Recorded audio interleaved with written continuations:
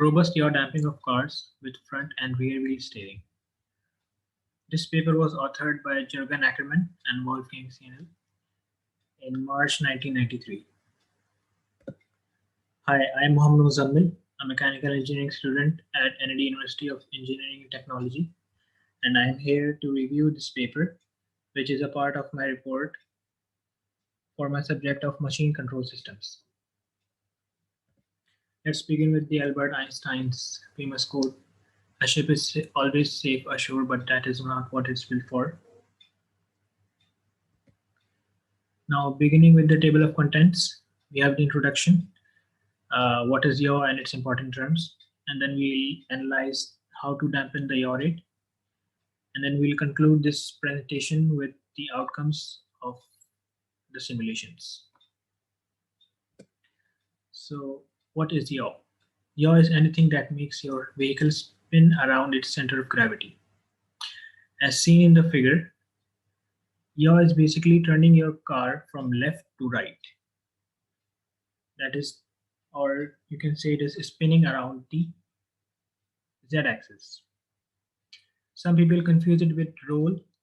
Roll is basically turning your car around the x-axis. Uh, let's say your car goes upside down, while pitch is when your car moves upwards and downwards. For example, when you come to a sudden stop from driving at a constant speed, your car, the front of your car moves a little bit downwards while coming to a stop. That is what is known as pitch.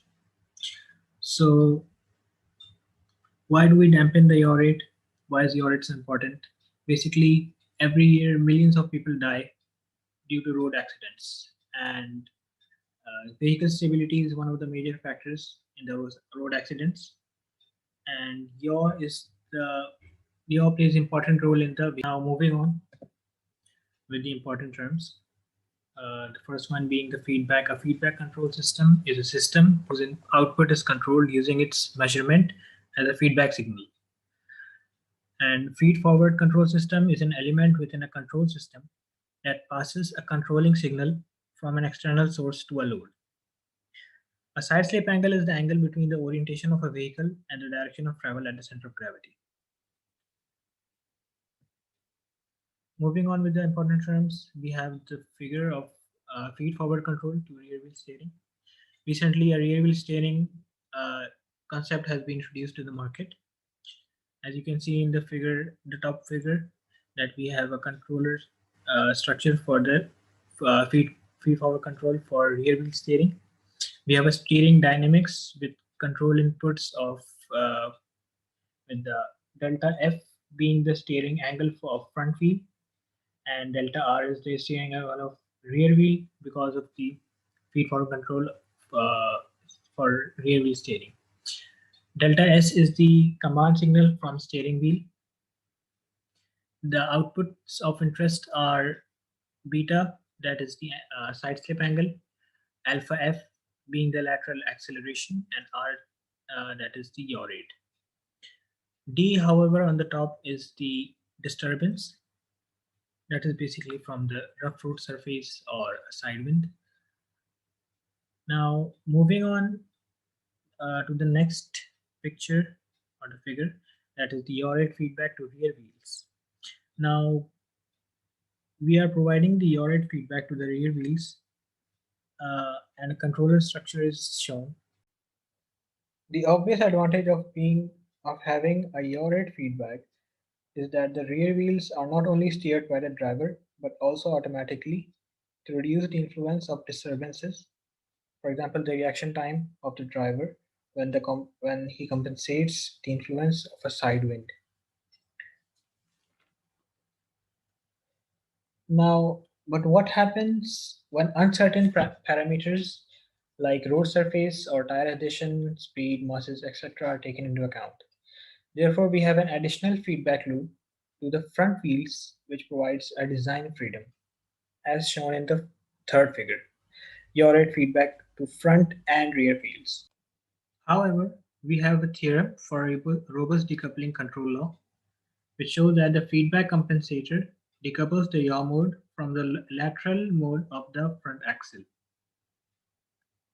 and hence the control law can be implemented by using electronic or hydraulic steering actuator. But the drawback of the robust decoupling control law is that it restricts us from from increasing the yaw damping.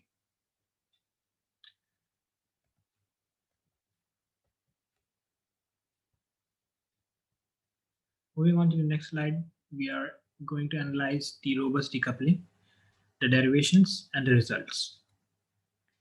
So, coming to the single track model for a car steering. As we discussed earlier about the robust decoupling law, the drawback of the robust decoupling law is that it restricts us from increasing the yaw damping.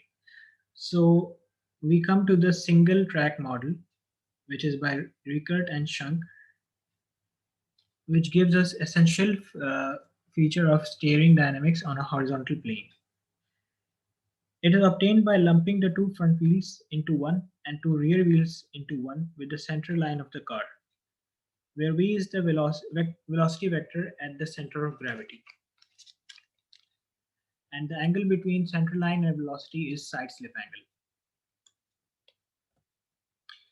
which gives us the derivations, that is the transfer function for lateral acceleration input, the decoupled yaw motion for front wheel drive, and the decoupled yaw motion for rear wheel drive,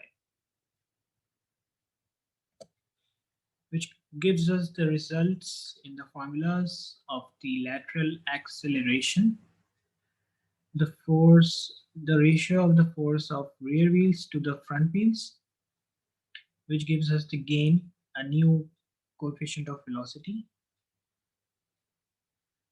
and finally K, which is the gain scheduled by the measured velocity with one free damping parameter, Kd. Now this is the control system that is developed for the yaw rate feedback to the front and rear wheels. We tested by a simulation. These are the simulations. Here car A and car B are driving at speeds of 130 kilometers per hour, and a sudden side wind hits them at 50 kilometers per hour. Now the results are as shown, that the car A with the yaw damping barely moves from its path due to the sudden wind, whereas car B completely deviates from its path and crashes. In the second simulation, the driver hits the brakes at 75 while driving at 75 km per hour, and hits the brakes with maximum braking force, which is calculated to be 150 newtons. Now shown are the results of the braking maneuver uh, of car B, which does not have the yaw damping, so it uh, deviates from its path and changes its lane, while the car A stays in the lane, barely moves to the edge of the lane, and stops safely.